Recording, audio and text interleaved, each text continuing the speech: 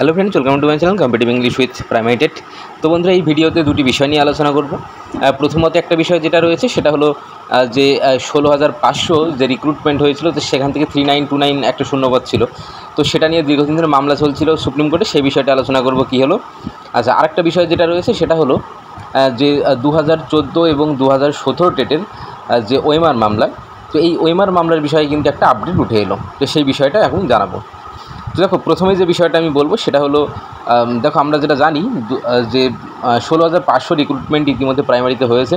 তবে তারপরে তো সেই রিক্রুটমেন্ট হওয়ার পরে পরবর্তীতে আমরা যেটা দেখেছি যে 3929 শূন্য পদে নিয়োগের দাবিতে কিছু ক্যান্ডিডেট তারা কিন্তু হাইকোর্টের দ্বারস্থ হয়েছিল। তো হাইকোর্টে তারা মামলাটা যেতে, তারা ইভেন যে ডিভিশন বেঞ্চ হাইকোর্টে সেখানেও যেতে, তবে সুপ্রিম কোর্টে গিয়ে এই মামলাটা কিন্তু দীর্ঘদিন ধরে কিন্তু মামলাটা ছিল সুপ্রিম কোর্টে।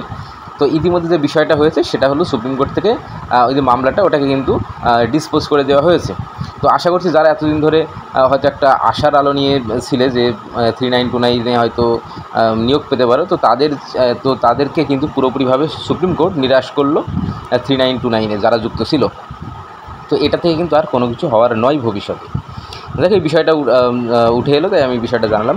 আচ্ছা, এরপরে রয়েছে কি ওএমআর মামলা। তো দেখো, এর আগে আমি উল্লেখ করেছিলাম যে এ যাবৎকাল যেসব ওএমআর মামলা হয়েছে 2022 সাল পর্যন্ত রায় চট্টোপাধ্যায় ম্যাডামের বেঞ্চে উঠবে, আর তারপরের যে মামলাগুলো সেগুলো কিন্তু সৌগত ভট্টাচার্য স্যারের বেঞ্চে উঠবে। তবে ইতিমধ্যে যে বিষয়টা উঠে আসছে, রায় চট্টোপাধ্যায় ম্যাম উনি কিন্তু ইতিমধ্যে ডিভিশন বেঞ্চে উনি বসবেন, এবং ওনার যে মামলাগুলো ছিল তো সেই মামলাগুলো কিন্তু আবার এখন কিন্তু ওনার যে বেঞ্চ, তো সেখান থেকে কিন্তু এটা আপাতত সরে যাচ্ছে। তো এই মামলাগুলো এখন সরে গিয়ে কোথায়, তো ওম নারায়ণ রায় যে স্যার রয়েছেন, তো ওনার বেঞ্চে কিন্তু এই মামলাগুলোর শুনানি হবে। তো এখন দেখা যাক পরবর্তীতে কি হয়, ওনার বেঞ্চে কি শুনানিতে উঠে আসে বা পরবর্তীতে কি উঠে আসে। তো সেই বিষয়গুলো অবশ্যই আমি কিন্তু জানাবো। তো অবশ্যই আমাদের চ্যানেলের সঙ্গে যুক্ত থাকবে। ধন্যবাদ।